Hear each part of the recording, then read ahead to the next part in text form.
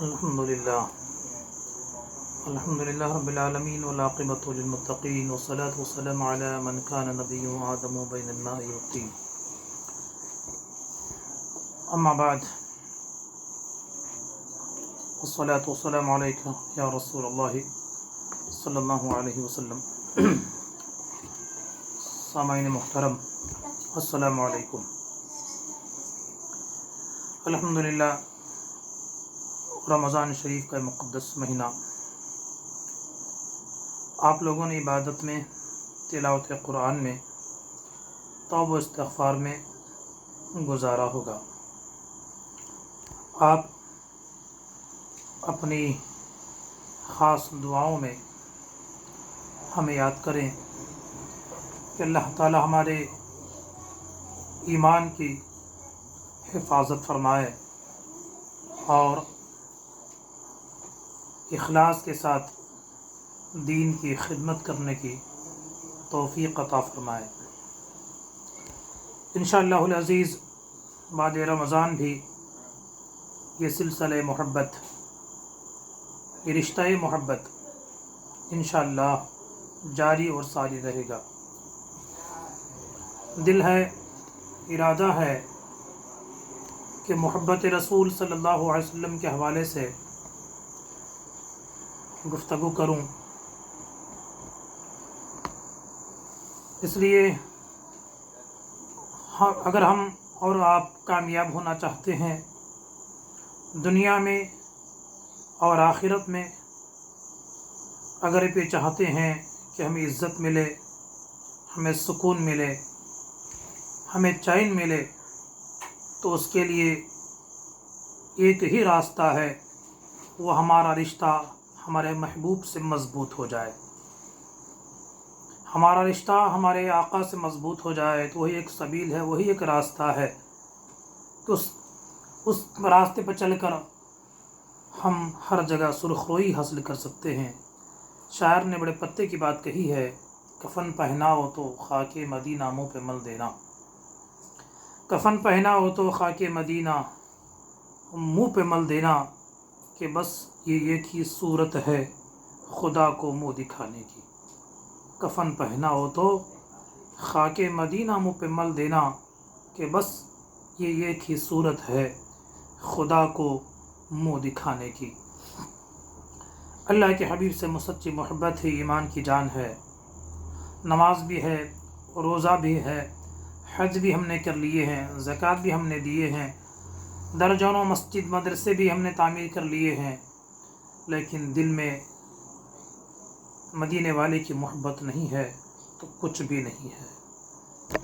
سارے اعمال، ساری عبادتیں منہ پہ مار دی جائیں گی۔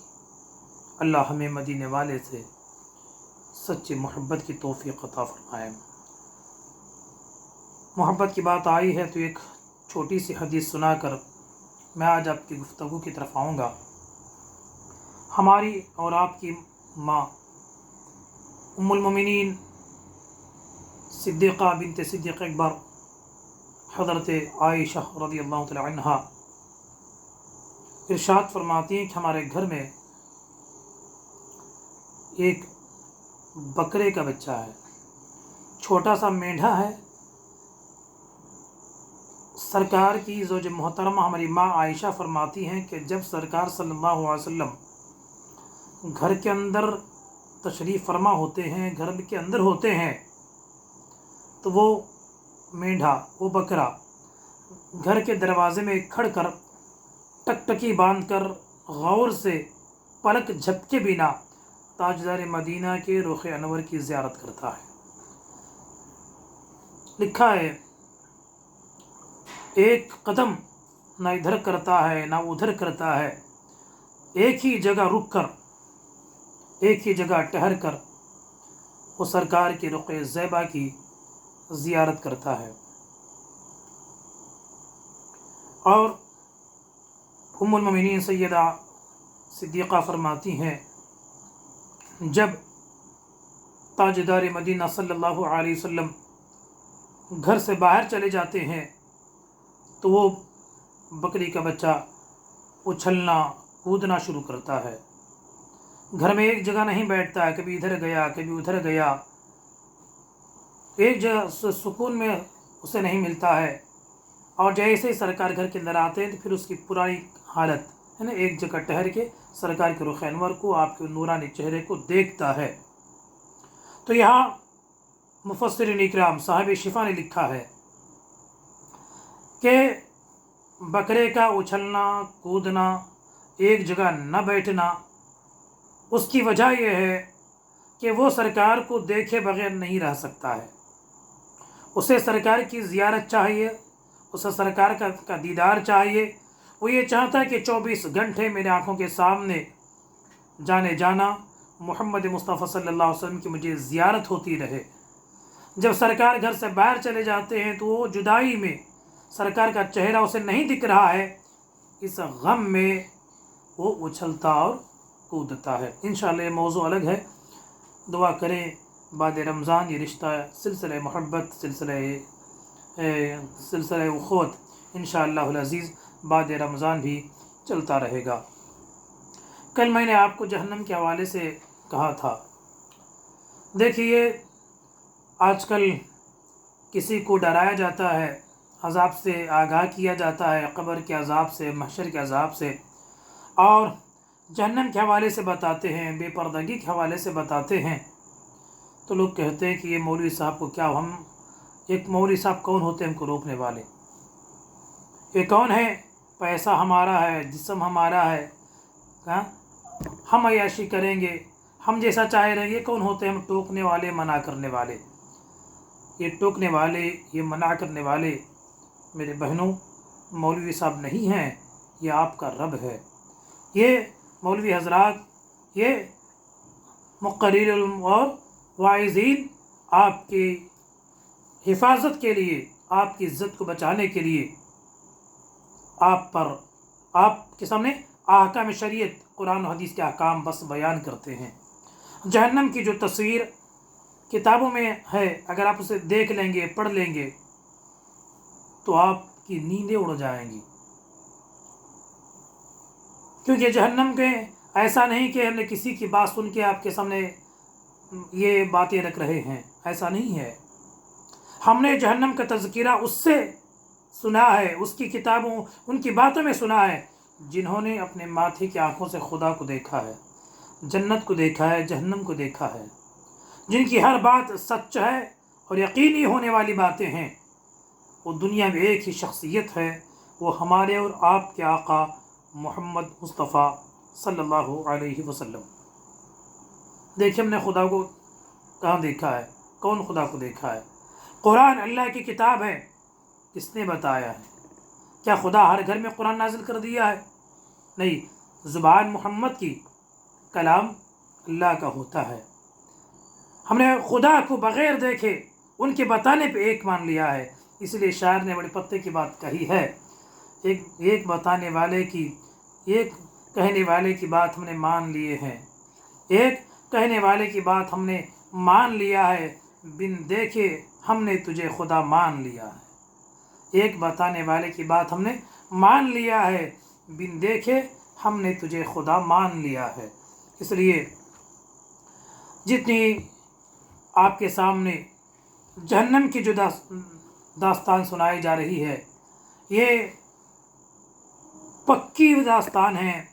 ये यकीनन वहाँ जो कैफियत है वही कैफियत हम आका अलैहिस्सलाम की ज़ुबानी से आप तक ये बातें पहुँचा रहे हैं। तो कल ये भी सुने थे कि जहन्नम के दरवाज़े पर अगर एक पत्थर रखा जाए, उसे अगर नीचे भी जाने के लिए 70 साल की मुद्दत लगती है। जहन्नम में कई हज़ार गड्ढे हैं, सख्त किस्म के सांप हैं। ये भी सुना था कि जहन्नम का फरिश्ता अगर ज़मीन पर आ जाए तो उसकी बदबू और उसकी बदसूरती से सारे इंसान हलाक बर्बाद हो जाएं। जहन्नम का एक हथौड़ा अगर ज़मीन पर रख दिया जाए, जहन्नम का एक छोटा सा हथियार, एक हथौड़ा अगर ज़मीन पर रखा जाए, तो ताजदार मदीना सल्लल्लाहु अलैहि वसल्लम इरशाद फरमाते हैं, तमाम दुनिया के जिन्नात और इंसान मिलकर उसे उठाना चाहें तो उठा न सकेंगे। تمام دنیا کے انسان اور جنات مل کر اسے اٹھانا چاہیں تو اٹھا نہ سکیں گے۔ اس قدر ہمارا نازک جسم اس قدر کے سخت عذاب سنبھالنے کی طاقت نہیں رکھتا ہے۔ اس لیے ہمیں احکام شریعت پر سختی سے عمل کرنے کی ضرورت ہے۔ مختلف قسم کے عذاب ہیں۔ غے جہنم کی ایک گاٹھی ہے، وہاں بے نمازیوں کو ڈالا جاتا ہے۔ ویل جہنم کے ایک بہت بڑے گڑھے کا نام ہے، جہاں سانپ اور بچھو اور خون اور پیپ کی ندیاں بہہ رہی ہیں، وہ نماز کو قضا کرنے والوں کا مقام ہے۔ جب الحزن جہنم کے بہت بڑے گڑھے کا نام ہے، جہاں ایسے قاری، ایسے وائز، ایسے تقریر کرنے والے جو خود عمل نہیں کرتے ہیں، نام و نمود کے لیے، لوگوں کے سامنے علامہ بننے کے لیے، ایک اچھا اسکالر بننے کے لیے، دنیا میں واہ واہ کرنے کے لیے جو واعظ و نصیحت کرتے ہیں، یہ ان کا ٹھکانہ ہے۔ اس لیے مختلف گڑھے ہوں گے، مختلف جگہوں پر مختلف قسم کے عذاب وہاں ہو رہے ہیں۔ تو عزیزو، کل یہ بھی بتائے تھے کہ جہنم میں سب سے پہلے جو عورت جائے گی اس کا نام ہے مقتلۃ الانبیاء، جو کئی انبیاء کرام کو، کئی رسولوں کو اس نے قتل کیا ہے۔ عورتیں ایسے جہنم میں زیادہ ہوتی ہیں۔ اس کے لیے بھی سن لیں کہ جہنم سے سب سے آخر میں ایک مرد نکلتا ہے، اس کا نام ہے حناد۔ جہنم سے سب سے آخر میں نکلنے والے کا نام ہے حناد۔ جہنم کو سب خالی کر دیا جائے گا، سب لوگ بخشے چلے جائیں گے، کوئی نہیں رہے گا۔ اللہ فرماتے جبرائیل جاؤ دیکھو جہنم میں کوئی باقی تو نہیں ہے۔ حضرت جبرائیل جا کے پوری جہنم چھان کے آتے ہیں، کوئی نہیں ملتا ہے۔ خدا پھر خود فرماتا ہے جاؤ جاؤ اور گہرائی میں جا کے دیکھو۔ چنانچہ جبرائیل پھر دوبارہ جہنم کی گہرائی میں جا کے دیکھتے ہیں تو بہت نیچے طبقے میں ایک آدمی سجدے میں پڑا، یا حنان یا منان، یا حنان یا منان، یا حنان یا منان، اس طرح کے ذکر میں وہ لگا رہتا ہے۔ اسے وہاں سے کھینچ کر، اسے بخشوا کر اسے جنت بھیجا جاتا ہے۔ اب آپ یہ سمجھتے ہیں کہ بڑا گندا شخص ہے یار، سب سے آخر میں نکل رہا ہے نا؟ ہمارے دل میں یہی تو بات پیدا ہو رہی ہے، بڑا شریر ہوگا، بڑا ہی گناہ گار رہا ہوگا کہ سب سے آخر میں نکل رہا ہے۔ کیسا شخص ہے یار، ایسا دل میں ہمارے خیال آ رہا ہے۔ لیکن حضرت حسن بصری کے سامنے جب ان کا ذکر ہوا کہ جہنم سے آخر میں نکلنے والے کا نام حناد ہے، تو حضرت حسن بصری روتے ہیں اور رو کے کہتے اے کاش میں حناد ہوتا، یا سیدنا حناد کہتے ہیں، یا سیدنا حناد، سیدنا کے نام سے ان کو پکارتے ہیں۔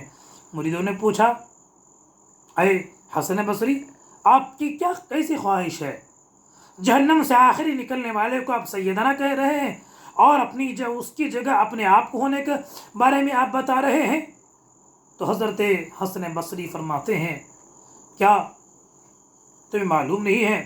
اتنا تو گارنٹی ہے، اتنا تو یقین ہے، اتنا تو گارنٹی ہے، اتنا تو یقین ہے کہ وہ جہنم سے نکلنے والا ہے۔ اتنا تو ان کے لیے پروف ہے کہ نام لے کر سرکار نے بتایا کہ جہنم سے نکلیں گے، ہمارے پاس ایسی گارنٹی کہاں ہے؟ اس لیے بڑی محبت کے ساتھ ان کے نام لیے جاتے ہیں۔ حضرت عائشہ صدیقہ رضی اللہ تعالی عنہ، ام المومنین رضی اللہ عنہ، ایک دفعہ تاجدار مدینہ صلی اللہ علیہ وسلم سے سوال کیا، یا رسول اللہ صلی اللہ علیہ وسلم، قیامت کے دن کون کس کی مدد کرے گا؟ انسانوں کا ایک دوسرے کی پہچان ہوگی یا نہیں ہوگی؟ تو آقا علیہ السلام فرماتے ہیں کہ 3 جگہوں پر کوئی کسی کو نہیں دیکھ سکتا ہے۔ ایک ہے نام اعمال کی دیے جانے کے وقت میں ہے کہ میرا نام اعمال، میری کتاب، میرا رجسٹر لیفٹ ہینڈ میں ملے گا یا رائٹ ہینڈ میں ملے گا یا پیچھے سے ملے گا، یہ کسی کو خبر نہیں ہے۔ جب یہ لینے جائیں گے تو اس وقت اپنے آپ کسی کو ہوش نہیں ہوگی۔ دوسرا، صراط کے پاس لوگ آئیں گے جو تلوار سے زیادہ باریک راستہ ہے، جو جہنم کے کانٹے سے بچھائے گئے ہیں، اس کے قریب آئے گا تو اس وقت بھی اسے کسی کی ہوش نہیں رہے گی۔ اسی طرح کسی نے پوچھا یا رسول اللہ، اس محشر کے میدان میں ہم آپ کو کہاں تلاش کریں، کہاں جائیں آپ کو ڈھونڈنے کے لیے؟ تو فرماتے ہیں میں محشر کے میدان میں 3 جگہوں پہ رہوں گا۔ ایک تو میزان کے پاس رہوں گا، جب میری امتیوں کے اعمال تولے جائیں گے، ترازو رکھی جائے گی، اسکیل کیے جائیں گے، تو میں وہاں رک کر ان کی حفاظت کروں گا۔ دوسرا، پل صراط کے پاس رہوں گا تاکہ میری امتی آسانی سے گزر جائیں، اور وہاں بھی نہیں تو تیسرا، حوض کوثر جو اللہ رب العزت نے مجھے عطا کیا ہے، میں وہاں میری امتیوں کو جام پلا رہا ہوں گا۔ تو اعلیٰ حضرت فرماتے ہیں خدا گواہ ہے یہی حال آپ کا ہوگا۔